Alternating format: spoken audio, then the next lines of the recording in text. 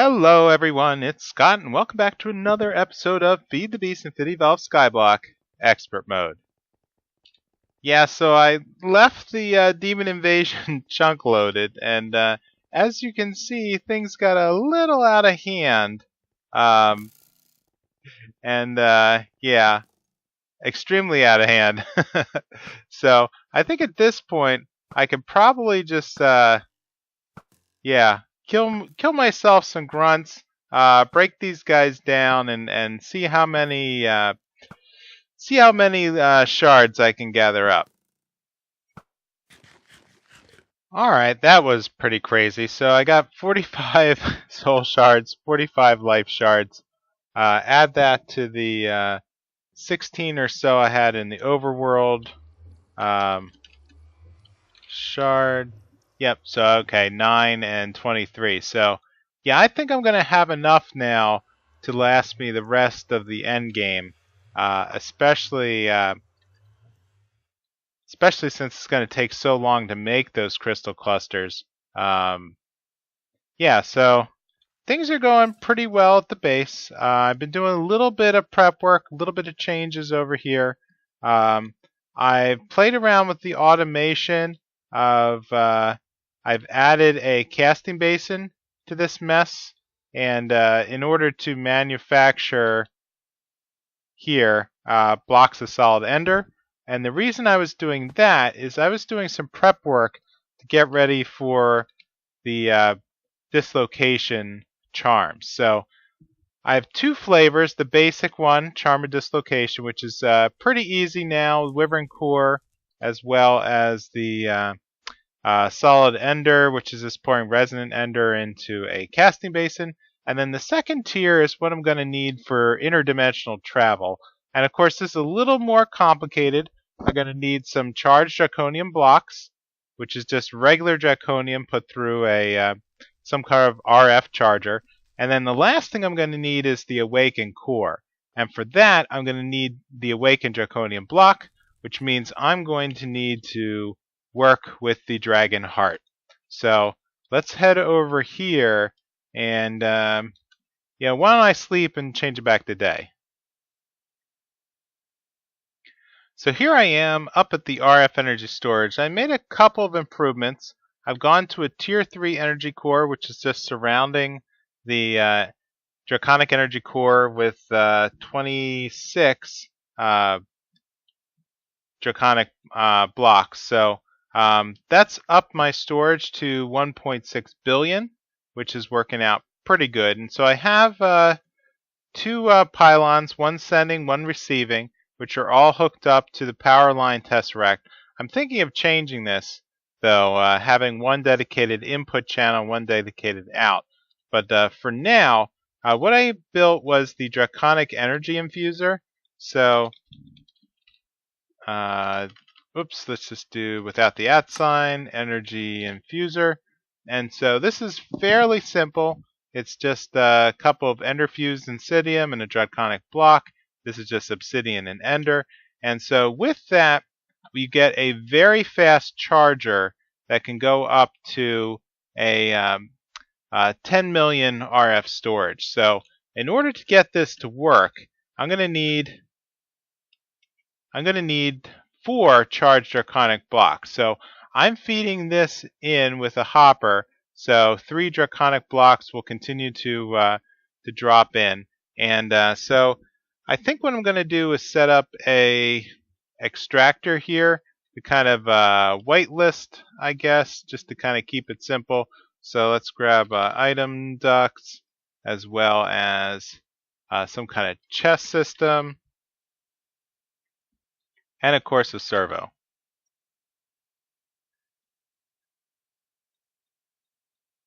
And now that I have the Charged Draconic block, I can set that up pretty easily. So let's do this whitelist, ignored, and then pop you on top. Great. So when this guy fills up here, which it's almost done already, that's going to pull out and drop it into the chest. And so once I have 4 of these guys, I'll be ready to do the Dragon Heart ritual. Alright, so what I ended up doing was building a small box made out of reinforced obsidian. I'm going to throw the heart down on top and then blow it up with some flint and steel. And that should activate the heart. And at this point, it looks like I'm okay. So let's throw in, there we go, finally. Okay, so let's throw in some Draconic cores. So for each, I need to throw in 4 for each of the Charged Draconium that I want to activate. So let's throw that down and let the heart do its thing. So it's powering up, spinning, kicking off glitter, and you gonna blow up? There we go. Okay, so now I have 4 blocks of awakened Draconium. 4 blocks of awakened Draconium. Okay, awesome. So that's going to enable quite a bit of stuff. So now I'm not going to be able to get more hearts until I kill more dragons. So that's going to mean either the resurrection ritual or going full out and see if I can take on a chaos dragon, which probably is not going to happen at this point. So let's just be honest. So Draconic resurrection, I'm going to need quite a bit of stuff here.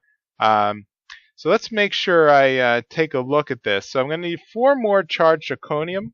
I'm going to need some quartz pillars, diamond, obsidian, glowstone, and the big item here is the resurrection stone. So let's take a look at that. Resurrection stone. So that's just going to take mob souls, another piece of Draconium, and 4 more wyvern cores. Well, I can do that no problem. So why don't I work on... yeah, let me get myself resituated with the awakened Draconium and get ready for a Draconic resurrection. Okay, so in order to make the next step happen, I'm going to need 4 wyvern cores. So let's take a look at the Draconic. Here it is, Charm of Dislocation. And so for this, I'm going to need 4 more Charged Draconium. I'm going to need 1 of the Awakened Cores. And so that's going to mean 1 of each of these top tier ingots. So Bedrockium I can get by melting down Mox Fuel. Void Metal I got from Thaumcraft. Terra Steel, of course, from Botania. And Iridium from the IC2 reactors. So Phew, with that, this is a very pricey item. So let's drop that in. Let's throw our Awakened Cores back in the inventory. And bam, 1 Awakened Core. So let's see, did I prep this out? Nope. Okay, so I'm going to need to get 4 more pieces of Charged Draconium.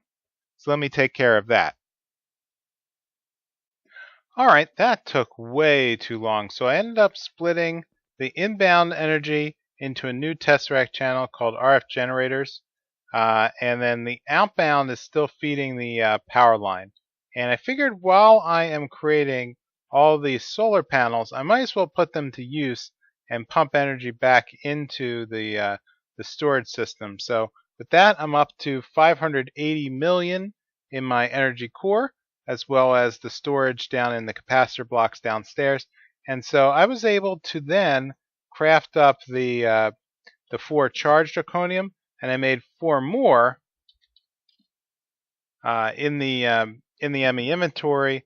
So that way, when I'm ready to move forward with the resurrection ritual, then I'll be ready to go for it. So let's go back to this location, Enhanced Charm of Dislocation. So let's see if I can craft that up, and bada bing, there we go, Enhanced Charm. So this thing is going to be powered with Ender Pearls, which luckily I have several thousand now. So let's grab a couple, and okay, so at this point, where are we at? We need to add fuel. Okay, so I can go through at a later date and just pump this full of pearls, so that way I can transport around. But let's create a couple of waypoints just to see if I can start transferring. So let's try, well, right here. So let's call this, let's see, add new. See if I can remember how to do this. I think I want to then give it a name. Let's call it the ME system, or ME terminals, I guess. And commit. And so that should drop me in the overworld dimension at this location. And so when I'm ready to transfer, I think I just need to right click. Yep, and it'll pop me right back at the expense of one of my fuel, which is one of the ender pearls. So I can transfer between dimensions. I can, well, I'll probably create a warp at that one broken point in Thaumcraft, because that kind of in the outer lands, because that puts me outside of the maze in a pretty interesting way. Oh, the dream dimension. I could probably warp there and create a static point. I'd like to try that to see if it would actually work. And also then at this point, I can start to log a warp point over in the end. So let's then see what we take, what we will need to make the resurrection stone. So at this point, yep, I should have everything. 4 Wyvern cores, a bunch of mob souls, and our draconium block. So let's grab that out. I have Charged Draconium, and let's see, what else would I need within the index. Let's go to the very bottom. Ritual Draconic Resurrection. Right, so I'll need 4 more glowstone, obsidian, diamond, and I have my 4 Charged Draconium. And yeah, quartz pillars are pretty easy. So let me grab that and head over to the end. Alright, I went through and I created the ritual here in the end. And I did a little experimenting, and it turns out that you can ward almost all the blocks here by putting a ward focus on a wand and then right-clicking. And so these blocks are acceptable to be warded. The only thing that looks like it will not is the glowstone and the resurrection stone. So I'm not sure what it is there, but I'm going to see if I can actually run the ritual with the blocks warded, or if it's going to get cranky on me. Now the other thing that I did was I found out that I can actually move bedrock with the blood magic teleposers. So I think what's going to happen is that it's going to try to spawn the rechargers, the crystals, on top of wherever it sees bedrock. So I'm curious to see if these 2 that I moved down here, if it's going to block the ability to actually create a recharging crystal for the resurrection event. So let's go back to the ritual, and I guess at this point I can just go ahead and activate it. I have all my parts, I have all my armor. So let's go back here, switch the focus back to the back to shock, and yeah, let's see if this works. Yep, okay, it was too smart. It knew that the blocks were warded and would not activate the ritual. So okay, so at this point, let's double check the other thing that I wanted to. So that's reactivating all the crystals. So let's head back down here and see. No, it did not put a crystal down here. And did it do anything over here? See, the bedrock that I moved off the top didn't do anything. Yep, alright. Well, let's start breaking the crystals. And Yep, there's my other teleposer. So that's interesting. I guess I can go through and destroy the... Here, is this actually gonna... wonder if I can break these ahead of time or if I have to wait. It's a very noisy ritual. So, yeah, so in the future I can just go through and clear out all the bedrock so none of the crystals can spawn again. Up, there's the Ender Dragon is forming. Yep, there we go. He's back. So, let's finish all... Whoa! Having that weird mouse problem again. So, let's get rid of these.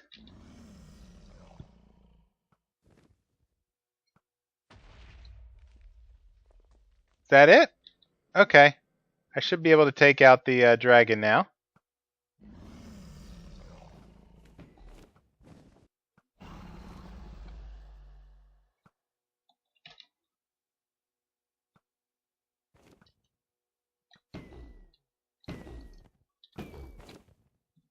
Yeah, he's not exactly difficult at this point. It's just a matter of finding him. So,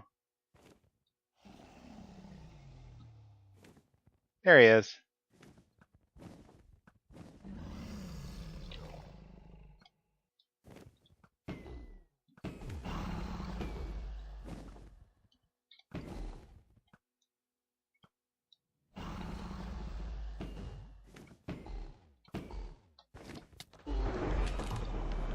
Okay, there we go.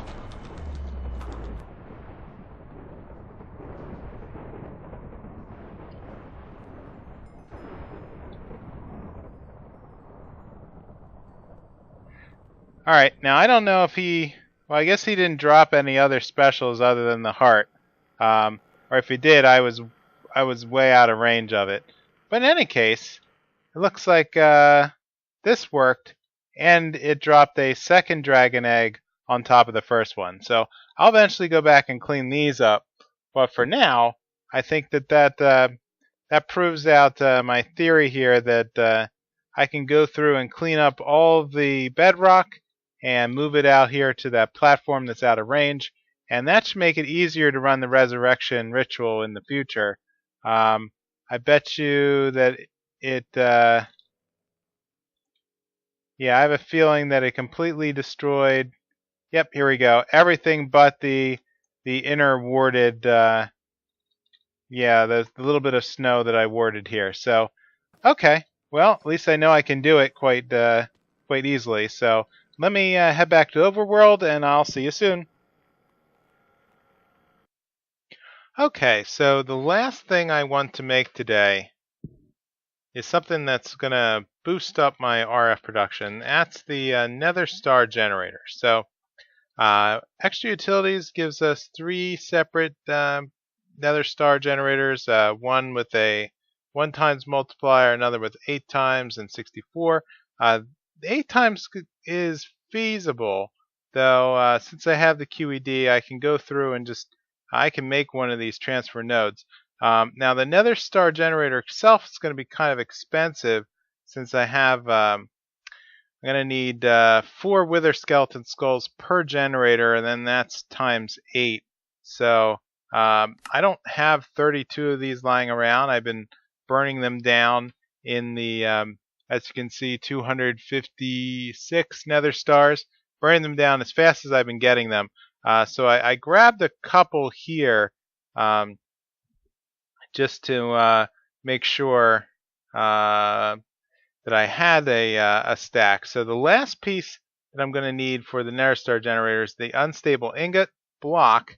And so fortunately you can create unstable ingots from semi-stable ingots, and these are just you can use the division sigil to make these 1 piece at a time. So it's 9 times more expensive than a regular than doing this in a vanilla chest, but is incredibly incredibly dangerous to do this. So yeah, I prefer just using the ME system to craft these, and as long as I don't move anything into my inventory, yeah, everything is nice and safe. So let's see if I can make this. Oh, you know what? It's probably going to suck the skulls out on the other side because of how I wired up the ME system. But let's see if I can just get this to work. No, see, it's not going to pull those out of my inventory. And as soon as I place these in, I bet you they're going to be exported. Oh, nope. Okay, I grabbed it fast enough. So one Nether Star Generator is going to work out pretty cool. So Nether Star, let's grab a couple of these and head up to this power production area. So I want to drop this directly onto the energy pylon here and see if this will work. So basically, if I take one of my Nether Stars and place it inside, oop, I probably don't want to hang out close to it because it can hurt me. But we can see that it's now creating, I'm now moving up at 1,000,000 RF. Yeah, that's working out pretty good for me. How was that on energy there? So this should only run about 10 seconds here. Okay, it's not really hurting me because of my all the energy drain is being blocked. How am I doing? Time remaining 1 minute. So yeah, that's pretty cool.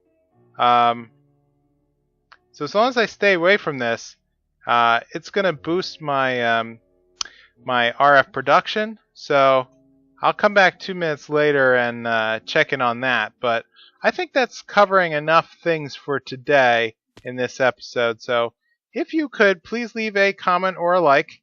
Let me know how I'm doing, and I will see you next time in Feed the Beast Infinity Evolved Skyblock Expert Mode. Bye!